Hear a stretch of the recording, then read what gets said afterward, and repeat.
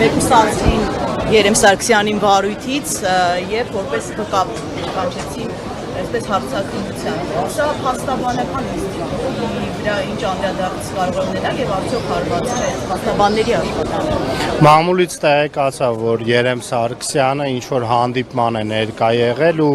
այդ հիմքով իրեն հեռացրել են վարույթից, բայց ուզում եմ հստակ արձանագրենք, որ Երեմ Սարգսյանը նախքան հեռացումը մեկ օր նախորդիվ արդեն իսկ առերես հարցաքննությանը բավականին երկար ժամանակով մասնակցել է ու հաջորդ օրը հանկարծ պարզվել է, որ մասնակցության անհնարինություն կա ու պետք է հեռացնել։ Երեմ Սարգսյանը ու առհասարակ ցանկացած փաստաբան ներկա լինելով հանդիպման տիրապետում է որոշակի փաստաբանական գաղտնիքի ու բնականաբար ինքը չունի պարտավորվածություն այդ գաղտնիքը բարձրաձայնելու, սա եւս մեկ ակնհայտ ապօրինի վարքագիծ է իրավապահ մարմինների կողմից փաստաբանի հեռացումը։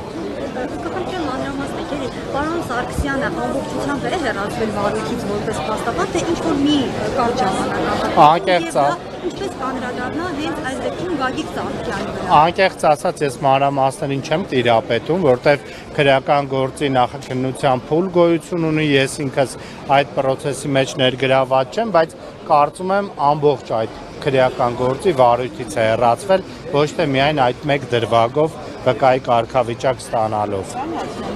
Սրանով ինչ ազդակ է ողջում առհասարակ փաստաբանական համայնքի արդյոք մտահոգություններ չունի։ Միանշանակ ունեմ, սա նշանակում է, որ ցանկացած գործով, որով դու որպես ներկայացուցիչ փաստաբան մասնակցում ես վստահորդիդ հետ կապված որոշակի իրադարձությունների ներկա ես լինում, կարող են զուտ քո վստահորդին զրկել քո պաշտպանությունից, իսկ փաստաբանությունը, ինչպես գիտեք, եթե հանրային պաշտպանի մասին չի խոսքը, անձը ինքն է որոշում, ով իր իրավունքները պաշտպանի։ Զրկում են անձին իր ընտրած փաստաբանի, իր ընտրած պաշտպանի միջոցով պաշտպանվելուց, ինչը իրավական աբսուրդ է, իրավական ամենաթողություն է։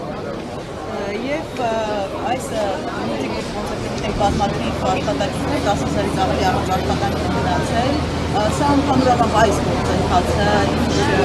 կարող է ազդեցություն ունենալ ներդրումային միջավայրի վրա, որտեղ այդտեղ արդեն խոսք է սեփականության իրավունքի եւ սեփականությունը պաշտպանելու մասին։ Ապօրինի գույքի բռնագանձման պահանջով ես հանդիսանում եմ նաև պարոն Ծառուկյանի փաստաբանը ու այդ մասով առավել տեղեկացված եմ, քան քրեական գործով, որով հարցեր ուղղեցիք, այս գործով աննախադեպ process է տեղի ունենում։ Ես որքան որ ինձ հիշում եմ, որքան որ պատկերացումներ ունեմ նույնիսկ նախքան փաստաբան դառնալս, ես երբևէ նման իրավիճակի ականատես չեմ եղել։ Բոլոր ընկերությունները կապարակնքված են, ոչ մեկ չի կարողանում նույնիսկ մուտք գործել։ Պարոն Ծառուկյանի տարբեր բիզնեսներում նույնիսկ կան այլ անձանց, չգիտեմ, տեխնիկա, մեքենաներ, որոնք այս process-ի արդյունքում այլ անձինք, ովքեր որևէ կապ չունեն այս process-ի հետ, պարոն Ծառուկյանի հետ, չեն կարողանում իրենց անձնական գույքը նույնիսկ անել։ Սա միանշանակ ներդրումային միջավայրի վրա ուղղակի ազդեցություն է ունենալու։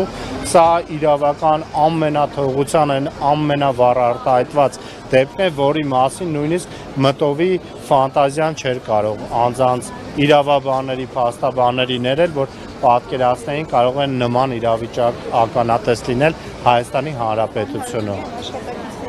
Բարապուրքի մեջ գտնվելու այդ process-ի պատասխանատվությունը ի վերջո ով է վերցնելու իր վրա։ Ամեն դեպքում պետք է Հայաստանի Հանրապետությունը վերցնի, որտեղ այս process-ի արդյունքում է, որ ընկերությունները զրկվել են բնականon գործունեություն ծավալելու հնարավորությունից, բայց կարծում եմ այդ հարցը այսօրվա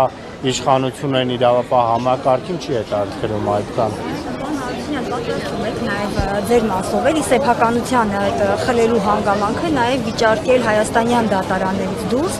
եւ այս երևույթը ընդհանրապես քանի որ սա առաջին երևույթը չի, մենք հետ ունենք նախօրինակ, ինչ հետևանք կունենա Հայաստանի միջազգային վարկանիշին իրավունքի տեսակետից։ Քանի որ ես ուժեղ Հայաստան դաշինքով ընտրվել եմ պատգամավոր, օգոստոսի 2-ից դադարեցնելու եմ իմ փաստաբանական գործունեությունը, բայց վստահ եմ, որ թմում ներգրաված մյուս փաստաբանները միանշանակ յուրաքանչյուր օրենքով չարգելված եղանակներով եւ Հայաստանում եւ Հայաստանից դուրս այս խախտված իրավունքները պետք է պաշտպանեն։ Հակառակ դեպքում դա կդիտարկվի այս process-ի, ապօրինի process-ի օրինականության շղարշի հաղորդում ու դա ինքնին նաև օրինակ կդառնա մնացած բոլոր անձանց, ովքեր որևէ ձև իրենց անհամաձայնությունը, իրենց հակա